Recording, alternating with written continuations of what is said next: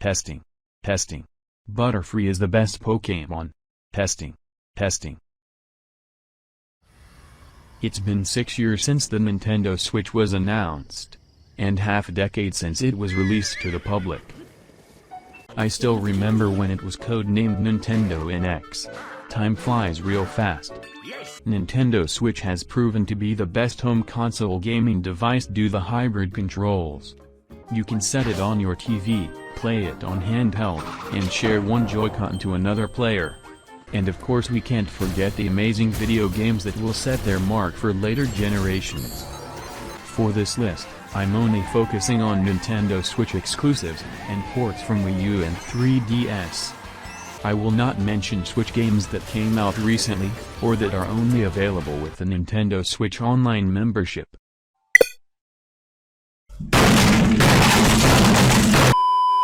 And I will not include games from third parties or AAA. Some big games work better than others on the Switch, but the console itself doesn't have enough space on the system storage, forcing you to buy an SD card so more games can fit. Indie games on the other hand, they work perfectly fine. The Switch is the ideal console for small games that doesn't need too much space. But that's a different topic. So I won't talk about indie games in this video either. Without further ado, let the video start. I'm the Big Bro, and this is my top 5 favorite games from the Nintendo Switch.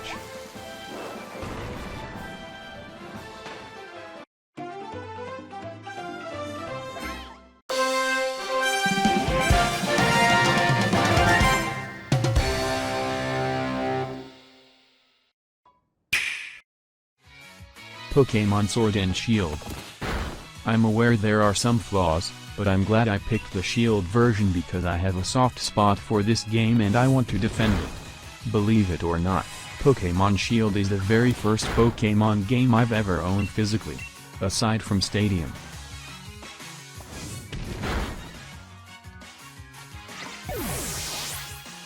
This is the first Pokémon game where you explore in the wilderness with free camera rotation and no overhead view the entire time. In the old Pokémon games, and in most RPGs, baddies will pop out of nowhere without warning. I really hate that. But in later Pokémon games you can clearly see wild Pokémon and avoid them if you want. That's more I like it.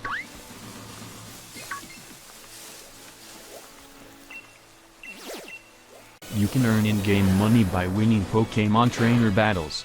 You can spend it on items for your Pokémon or character customization. Right now as I'm editing this video, they haven't announced yet if the new Pokémon game Scarlet and Violet has character customization. If it doesn't, then I'm holding up for a while. The biggest part of Sword and Shield are Dynamax battles. No pun intended. Where Pokémon grow in larger sizes, making it look like we're in a boss fight.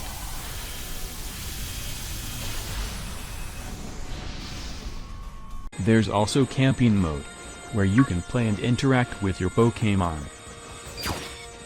And you can also cook meals for your Pokémon. Doing this will make them more attached to you and will improve their skills in Pokémon battles. If you're new to Pokémon, consider giving Sword and Shield a chance before buying Scarlet and Violet. You might learn the basics of the Pokémon franchise.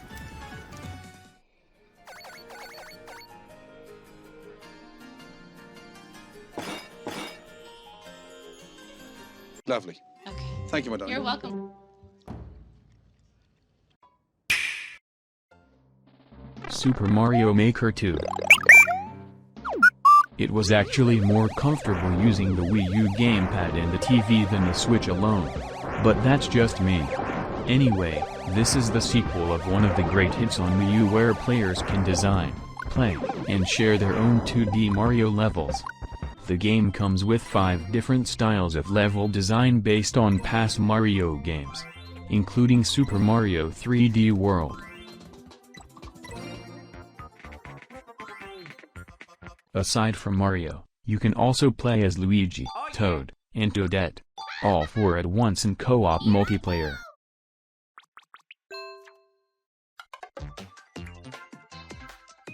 There's also story mode for single player. It works as inspiration when creating levels.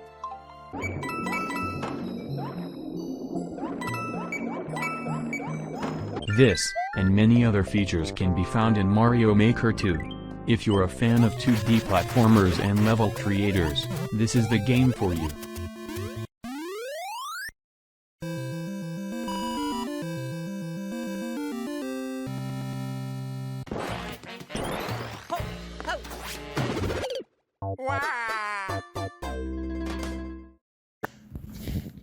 Editor's note. What the fuck? The Legend of Zelda: Breath of the Wild, or as I like to call it, Genshin Impact Offline Mode.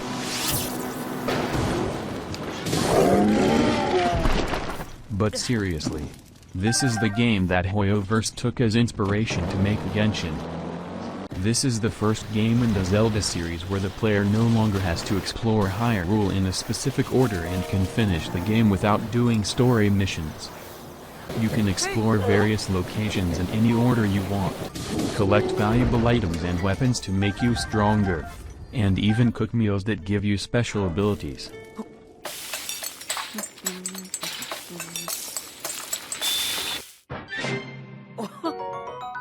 There are also special dungeons called Divine Beast. Completing them will reward you with unique abilities to make the game much easier.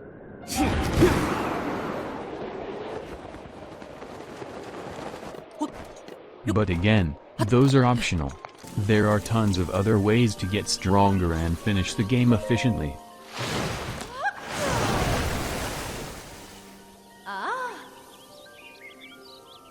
Zelda Breath of the Wild is a good game for new Switch users and for fans of open-world fantasy games. I'm looking forward to the sequel, Tears of Kingdom.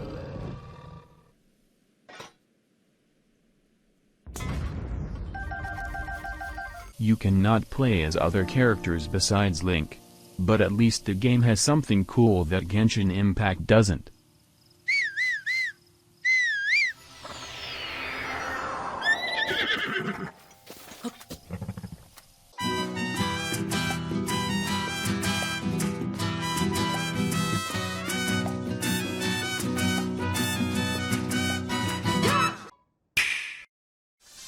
Super Mario Odyssey. Finally, a good Mario game that doesn't feel bland. In this game, Mario has a new companion named Cappy. When Mario throws Cappy to an enemy, he will take full control of it, allowing him to use the enemy's abilities.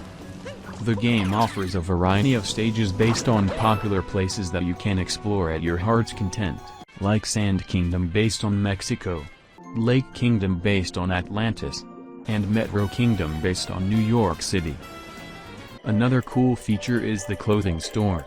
You can customize Mario with various hats and outfits that can be bought at Crazy Cap. Instead of the traditional point A to point B platforming, now is a sandbox-styled gameplay. In this game you need to collect certain moons to proceed, but the rest of the moons can be collected in the order you desire. Sorta like the superstars from Super Mario 64. You can also play co-op mode. One player controls Mario and the other one controls Cappy.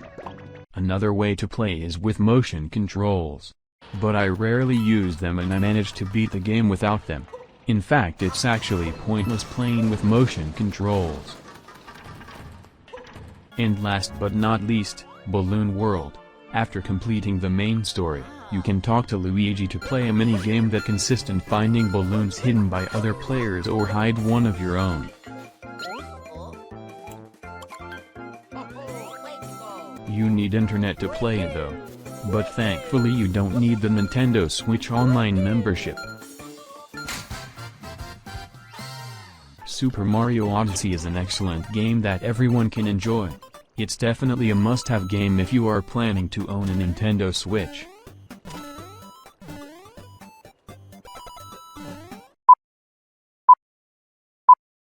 Proposition for me. That's right. What if you're looking to set up a gravy train, you called the wrong cop? I'm not looking for any, associates. Good. Because I'm on the nut. Can't even pay for the coffee.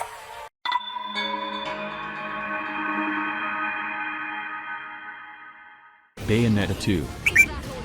Thanks to this game now I understand how she got in Smash 4. Clubhouse Games, 51 worldwide classics. You played board games while waiting for the dentist. But now you can play board games while waiting for an update to finish. Donkey Kong Country Tropical Freeze. I think we have enough Mario and Zelda games. Donkey Kong deserves more attention. Hyrule Warriors. A hack and slash for fans of classic Zelda games. Hyrule Warriors Age of Calamity. A hack and slash for fans of Zelda Breath of the Wild. Layton's Mystery Journey. Catriel and the Millionaire's Conspiracy. This game takes me back to the good old days of Professor Layton and the DS. Luigi's Mansion 3. We come a long way since the GameCube. And now Luigi is pretty much unstoppable with his new jelly friend. Mario Kart 8 Deluxe. With the new content that keeps coming, I don't think we'll see Mario Kart 9 anytime soon. Pokémon Let's Go. For those who are not into Pokémon, or video games in general. Splatoon 2. It's a very nice, colorful and light-hearted shooting game. Too bad 90% of it focuses in online multiplayer. Nintendo shouldn't charge for that. Super Smash Bros. Ultimate. Come on. The name says it all. This is the Ultimate Smash Bros.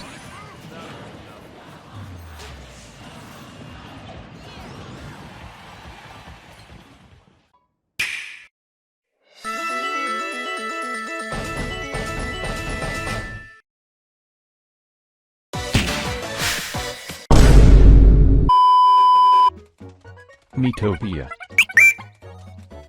There's so much I want to talk about this game. But it will take ages to go full detailed. So I will only show you the basics. Miitopia is a Nintendo 3DS game that allows you to create and customize your own Mii characters. And send them off on an adventure to save people's faces from the Dark Lord.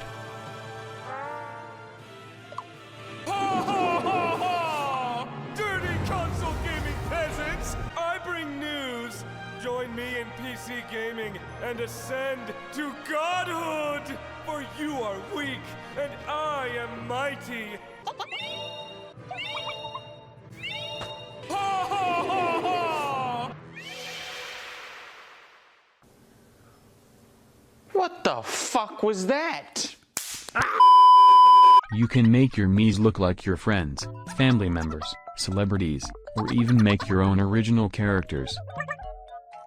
You can give your Miis jobs so they can face the monsters throughout the whole game, and give them personalities to make them distinguish from each other.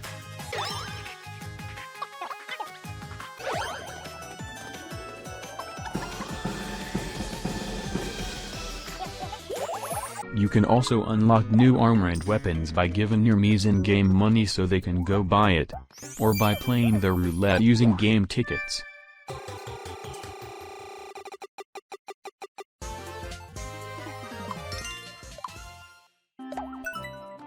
In Miitopia, relationship is an advantage mechanic during battle. Just like Pokémon Friendship level. The Miis can show off and hit harder, give warnings when a monster is about to attack, and so on. And now about the new features on the Nintendo Switch version. A new way to improve relationship level is sending two Miis to an outing. A cutscene will play showing them interacting with each other.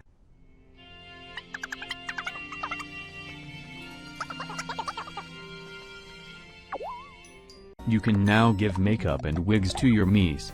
A whole lot better customization setting than the default one on the Switch system.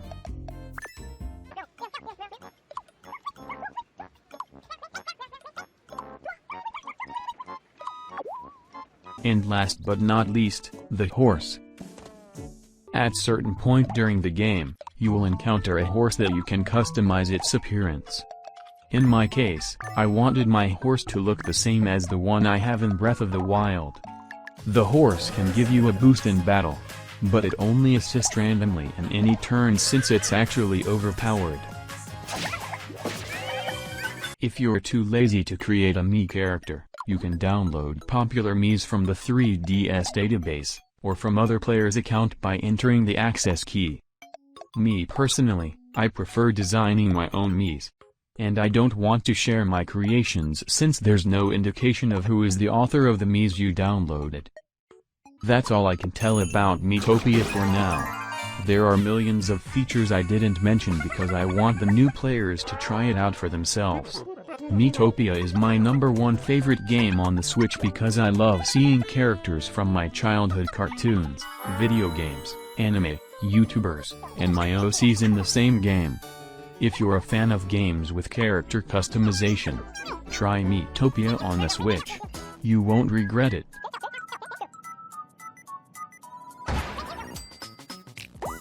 Epilogue.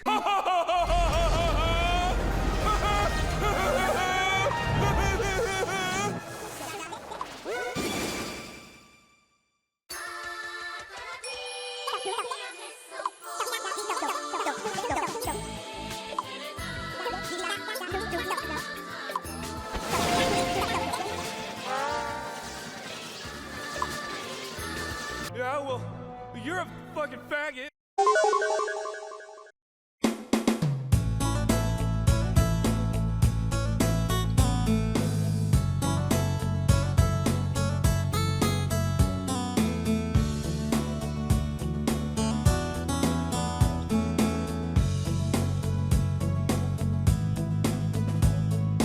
But wait!